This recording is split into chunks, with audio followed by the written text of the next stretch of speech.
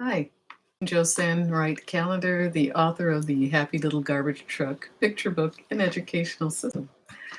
I know it's been a while since I've been back, and I can honestly say that it's been an exciting period of time as I'm putting together my young adult novel, and I just got it to the interior formatter and getting the new banner made up. So it's a process.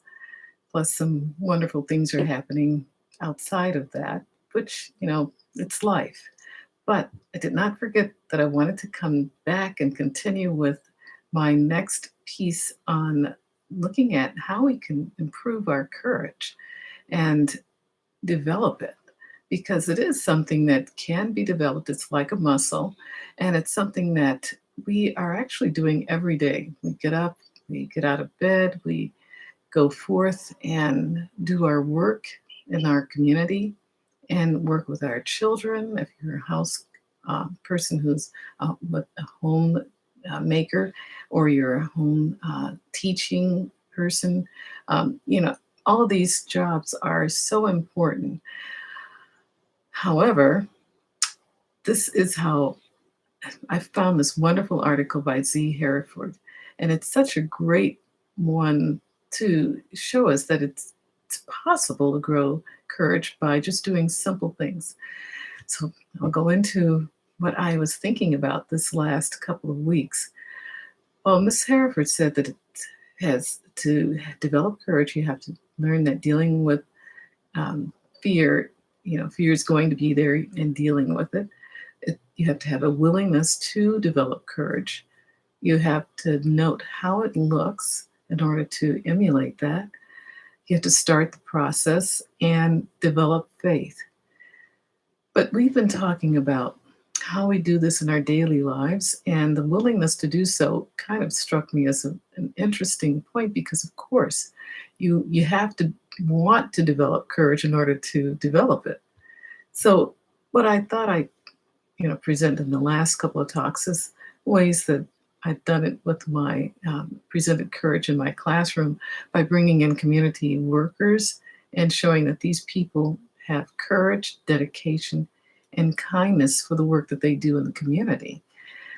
But the wonderful thing I just started thinking of is as we demonstrate these traits to our students and children, there are oftentimes that we benefit from what we're presenting to them. It's happened so many times I can't even start to count how many times this has been a blessing that's come back to me.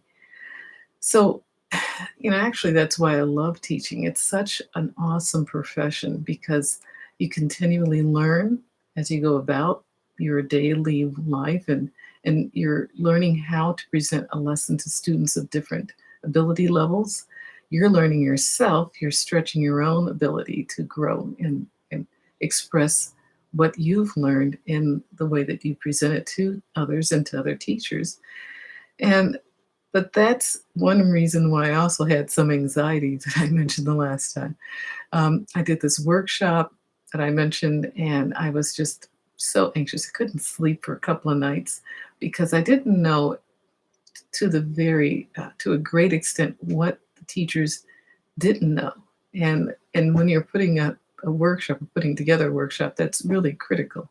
So I put everything in it, and I even made some, um, I guess, some ways of backing myself up in case my Wi-Fi went down.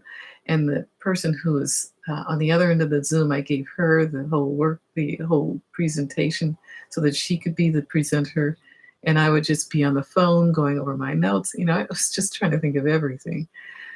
Well, one of the reasons why I was working so hard is it looked as though that might lead to another contract. And it wasn't the only reason, but that was in the back of my mind. But, I gave the presentation and it was a one and done.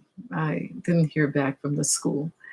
And my negative mind was saying, that was a wasted effort. And, I know it was not a waste. I gave some really important information to teachers, and I'm hoping that they can just go forth and make changes in their curriculum to help all the children that they serve. It didn't bring out of the experience what I was hoping for, but here's a critical point. It solidified my thinking that nothing that you do that is scary is a wasted effort. You're building your own level of courage. I grew so much in that experience. And the building of my own knowledge and the building of my courage and the experience could only lead to other better experiences where I'm not so anxious. You don't necessarily get out of it what you're looking for, but you are blessed by stretching yourself and trying to do something that's different. And then the interesting thing is just yesterday, I got a call from one of the schools that I am working with, and they wanted me to work with a new student. And guess what? This student has intellectual disabilities. And I was thinking, oh my goodness.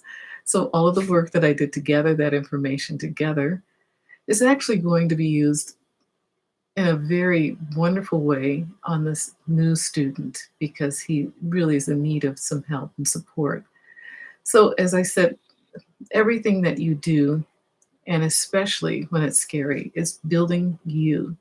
And there may be a benefit later on, and building courage is a process that we always benefit from.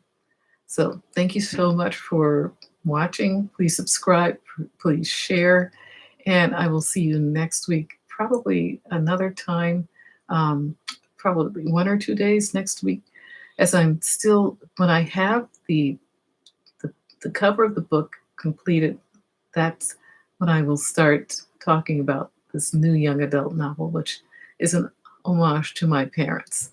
So thank you so much, and we'll talk with you later. Bye-bye.